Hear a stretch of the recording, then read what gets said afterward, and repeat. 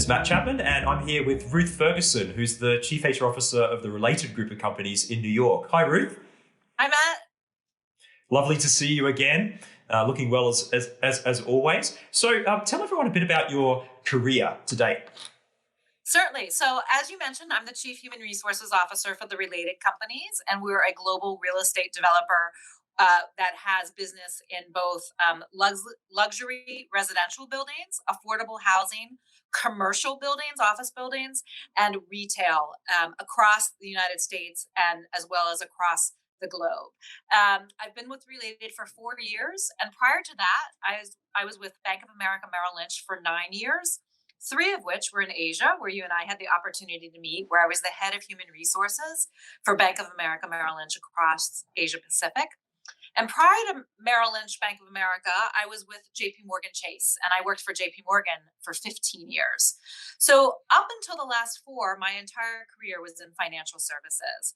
I've spent a lot of time on trading floors. I've spent a lot of time with investment bankers, but I've spent a lot of time with global employees, global managers, understanding their people problems, their people needs, and trying to marry the needs and the solutions and the problems and the actions to help us build better businesses across the globe. Which is probably a very good baseline for what we've been confronted with today. And so, how has the transition been out of pure financial services into real estate with Related? Yeah, so it's been fascinating. And in many respects, real estate is not that different from financial services. We move with markets. We strive to make communities better. We strive to make people's lives better. What's interesting about real estate that I think is slightly different than financial markets, we tend to take a very long-term view. It's quite different in markets and financial services. You wake up every morning to the news. There's something new. You take an action based on that day's news. Real estate has a much longer time horizon. I have now learned moving into real estate from the time you put a shovel in the ground until a high rise is built or completed, years can go by. So it's a tremendous amount of risk management. Again, very similar to risk management in financial services, but with a longer time horizon. Interestingly, I think the people problems of financial services or real estate or really any industry, I think are not all that vastly different. I think there are some basic priorities that employees and leaders look for their companies to provide. Things like healthcare, meaningful work, professional development. And the one thing that I've learned in making this transition is whether you're a real estate developer, whether you are a property manager, whether you are an investment banker, a trader, or a bank teller, you want career growth, you want feedback and leadership from your manager.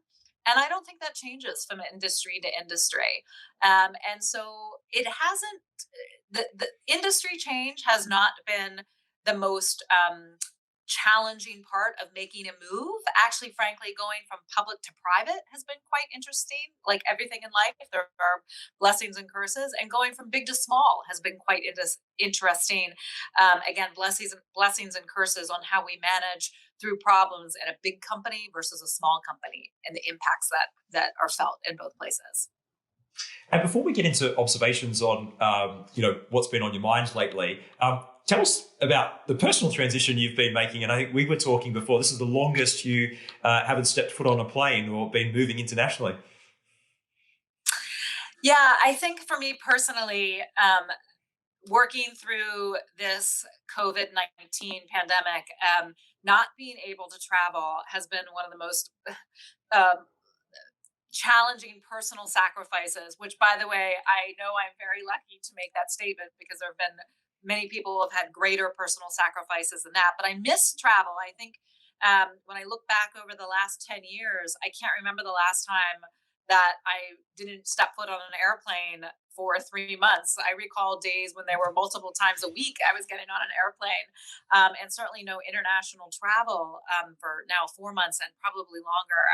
I miss my friends overseas. I miss making those global connections. So that has been a real adjustment. Yeah. So tell us, what's on your mind at the moment as reflections through this recent period? Yeah. So Matt, as you can see, maybe or maybe not, I'm actually back in my office here in Midtown New York City. And at Related, we are probably one of the first companies, one of the first office environments to go back to work. We've done that in part because as a real estate developer and as a developer of office buildings and retail and commercial, we are anxious and anticipating the arrival of all corporates to get back soon. But it has been wonderful returning to the office, especially after a solid 3 months working from home, being able to see your colleagues and interact in a different way. But it's reacting to the what I'm calling the new normal that we have to adjust to. It has taken a lot of work, has not been without its challenges, both its financial challenges. It's expensive to have extra cleaning every day and extra sanitation and extra signage. But also, I think we've learned how to interact with one another in a different way. It's also very interesting to not be able to read someone's body language or their facial expressions because we wear masks now when we interact in meetings with one another. So we're learning how I think to actually be more communicative in our speech, both in how we speak to each other and how we write, because the body language or the facial expression piece is missing. But I think we've also made many other how we adapt in terms of how we manage our time differently. So I feel very lucky to actually be able to get back to the office, and I look forward to when the rest of New York comes back, which hopefully will be relatively soon. We've entered phase three just this week. But certainly a lot of changes, but it feels good. It's sort of like going back to school in a way. So we were talking before about, I guess, the enlargement of the HR agenda in terms of really getting to know employees. Can you expand on that? Yes. So I think one of the biggest challenges and opportunities for human resources during this time, as well as our leaders and managers, is that our jobs have become, as I'm calling it, much more human. I have learned so much more about our employees' health, our employees' family, our employees' overall well being that honestly we never needed to think about or worry about before. And in fact, most of the time didn't want to know. We protected one another's privacy in that arena. And what's been really fascinating is in this notion of becoming more human, of being able to put ourselves in the shoes of a working parent who suddenly no longer has childcare. And I was meeting with one of our executive leaders who has a 7-year old and a 5-year old at home, and whose spouse works. And he said, "I can't leave my young elementary age children at home unattended." And so returning to the office and returning to a work schedule is very challenging. And we're hopeful that childcare and schools go back. But again, this is something that we didn't spend a lot of time talking about, or learning that someone on the weekends spends time taking care of their elderly parents or a sick parent whom we never really inquired, other than perhaps slightly socially, "Hey, how was your weekend?" But not understanding that someone's weekend was actually spent performing elder care, and returning to the workplace or commuting now puts their relationship with their elder parents at risk because of the health risk. And they need to take that into consideration now coming to work. Again, things we never considered. Or someone has a spouse who's immunocompromised, or a child who's immunocompromised, or themselves who from a past life perhaps is a cancer survivor or another disease survivor, and was information that they never wanted to share, and are now found in this position.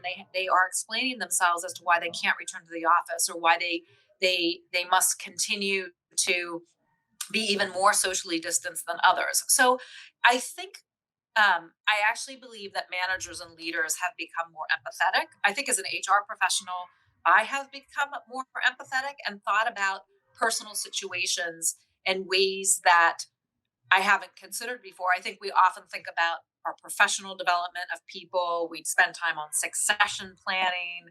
We think about how to grow leaders. And now we have this new element of how do we manage someone's health to ensure that we're not putting them at danger of being sick and being in a crowded room or a crowded elevator? And how do we afford those same opportunities and groom leaders when we all can't be working together in the same space at the same time for very real human reasons? So, using this awareness, how do we, or how do you plan for the future in terms of developing jobs, developing key performance indicators to achieve, business results? How do we dial in this elasticity that's needed to manage a workforce? Yeah, Matt, this is the challenge. And it was interesting too. I was just having a conversation with my CEO today about, we were talking about mid-year reviews and mid-year feedback, where we always, this time of year, the first week of July, we'd be talking about what were our accomplishments year to date? What are our objectives for the fall?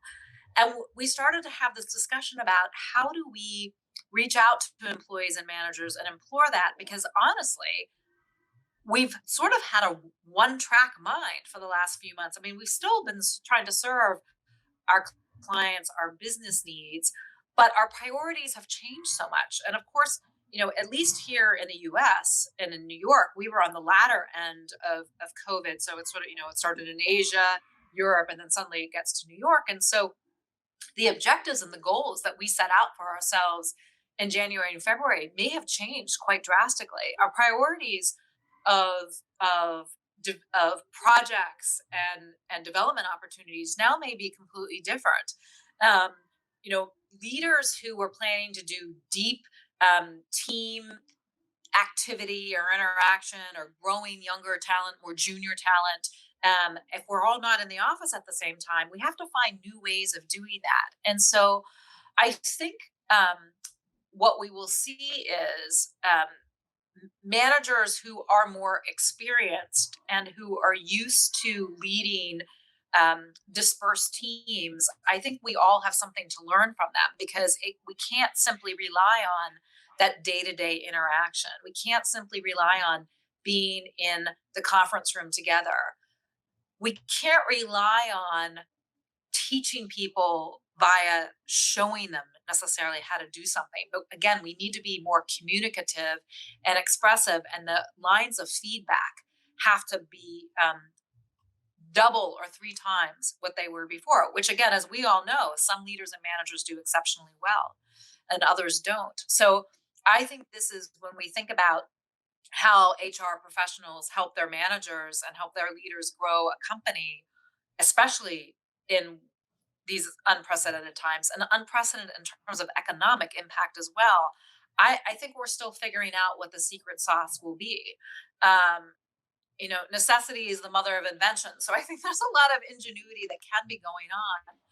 But for managers who were used to a particular style, we're going to have to help people adapt and be nimble and change the way in which they thought about work in some cases. Yeah, thank you. Thanks, Ruth. Brilliant insights there. Thanks for your time. Yeah, thank you, Matt.